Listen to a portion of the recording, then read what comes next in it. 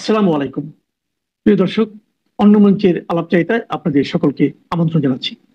আজকের প্রতিবেদনের শিরোনাম দেখে হয়তো কেউ কেউ ভাবছেন যে শেখ হাসিনার দেশে ফেরা নিয়ে মন গড়া কিছু কাহিনী শোনাতে বসেছি আপনাদের।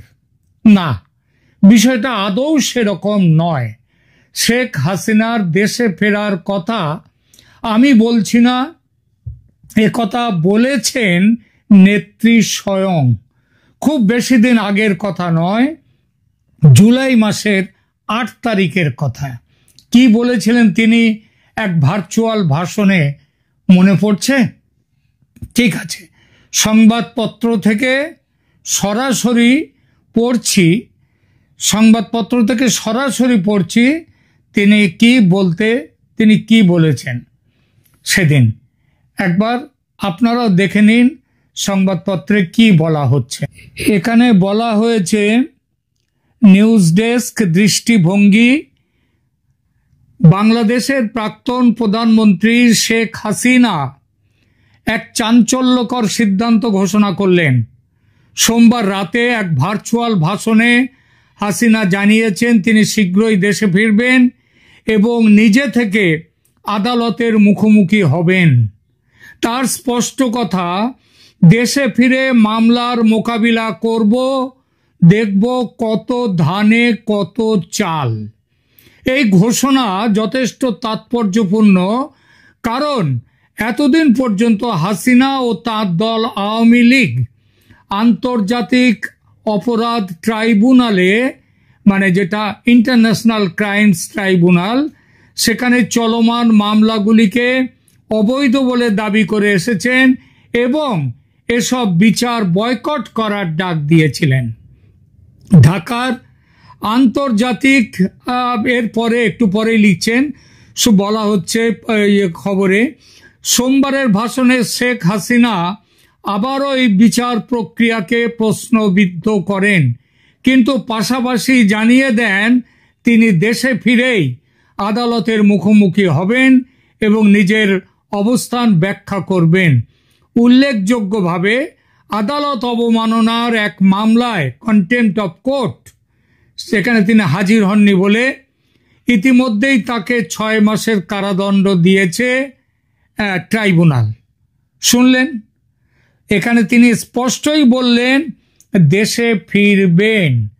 আইসিটি বা ইন্টারন্যাশনাল ক্রাইম ট্রাইব্যুনালে তার বিচার চলাকালীন ফিরবেন, বিচারের মুখোমুখি হবেন।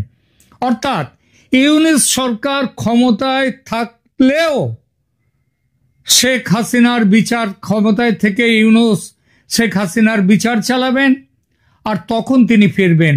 তার মানে ওই যেমন আমি লিখেছি, আগামীকাল যদি তিনি দেশে ফেরেন তাহলে কেউ অবাক হবেন না।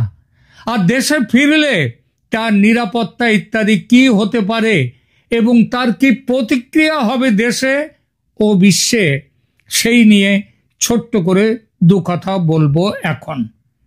বুঝতেই পারছেন এই বিষয়, অর্থাৎ কি হতে পারে, এই সম্ভাব্যতা নিয়ে আলোচনা করতে গেলে আমাকে, যেহেতু সম্ভাব্য, সুতরাং কল্পনার আশ্রয় নিতে হবে। কিন্তু কথা দিচ্ছি, সে কল্পনা হবে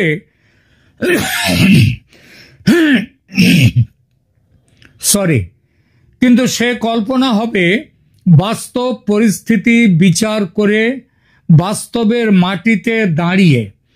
যদি আগামীকাল শেখ হাসিনা বাংলাদেশে প্রত্যাবর্তন করেন, তাহলে তার প্রত্যাবর্তনের রাজনৈতিক, সামাজিক এবং আন্তর্জাতিক প্রভাব বিষয়ে বেশ কিছু সম্ভাব্য দিক রয়েছে।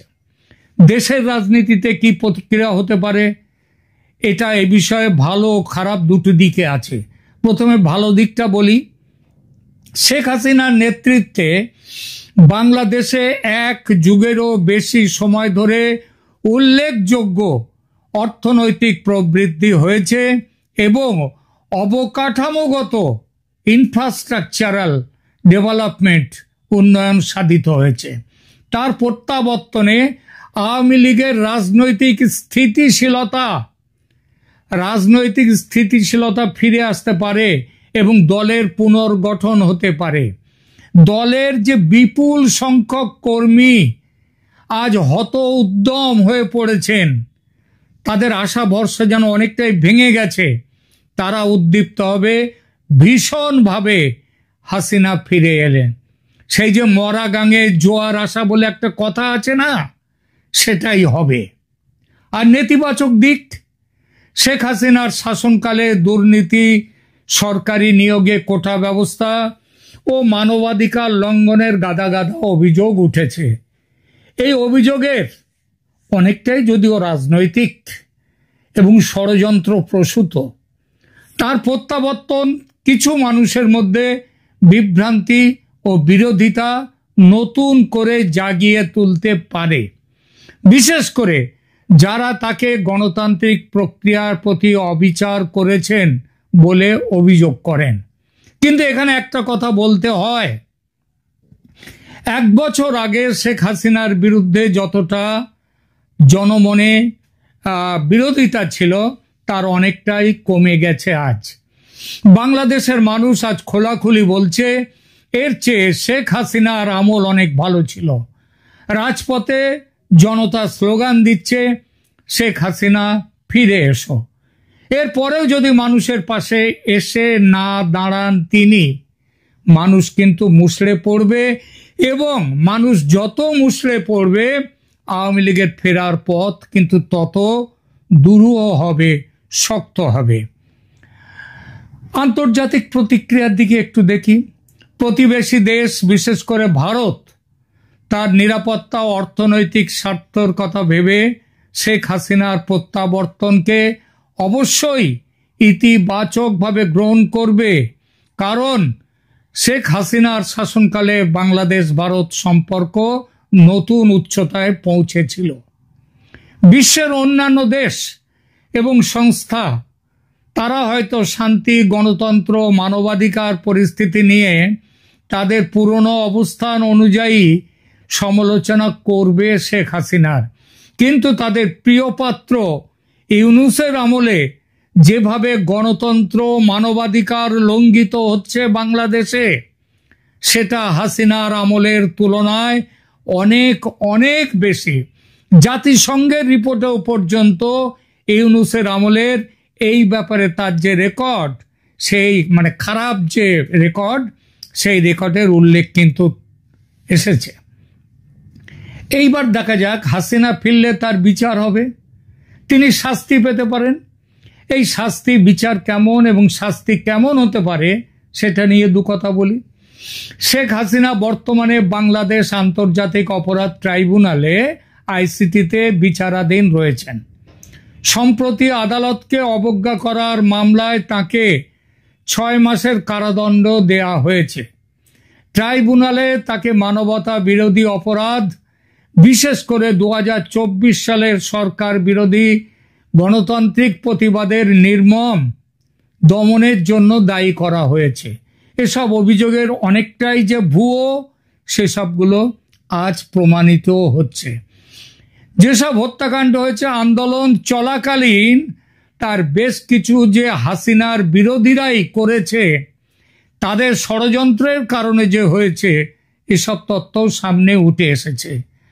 আর এখানেই প্রশ্ন ওঠে, বাংলাদেশে বিচার ব্যবস্থার নামে যে প্রহসন চলছে, সেখানে সত্যিকারের তথ্য প্রমাণ ভিত্তিক ন্যায় বিচার কি আদৌ আশা করা যায়?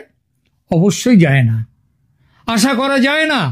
আর এখানেই সন্দেহ জাগে, তাহলে হাতে পেলে যদি বিচারের নামে চরম অবিচার করে বিচারহীনতার মাধ্যমে হাসিনাকে জুলফিকার আলী ভুট্টোর মতো ফাঁসি কাটে ঝুলিয়ে দেওয়ার চেষ্টা হয়, তাহলে কি হবে?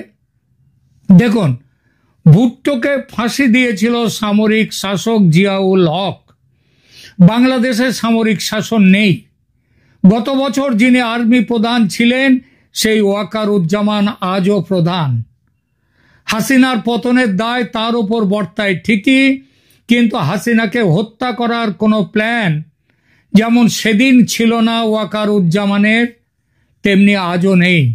মনে রাখতে হবে, হাসিনার ওপর মানুষের ক্রোধ সেদিন যে উচ্চতায় ছিল, আজ তার থেকে অনেক নেমে এসেছে।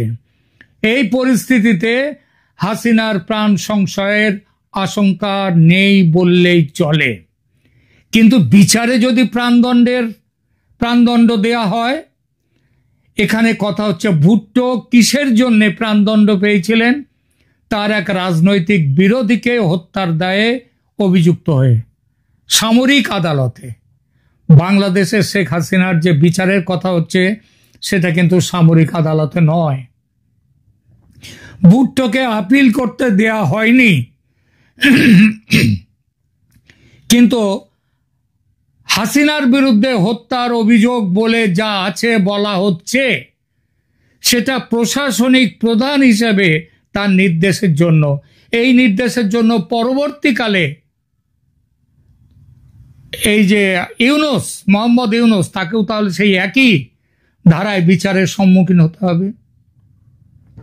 সুতরাং এই যে প্রাণদণ্ডের আশঙ্কা, ফাঁসির আশঙ্কা, এটা একমাত্র গায়ের জ্বালা মেটাতে জামাত তারা যা ভাবছে সেই ভাবনার প্রতিফলন। আসলে শেখ হাসিনা দেশে ফিরলে তাকে জেলে থাকতে হবে নিশ্চয়ই, কিন্তু তার মৃত্যুদণ্ডের কোনো কিংবা জেলের মধ্যে মেরে ফেলার কোনো সম্ভাবনা নেই।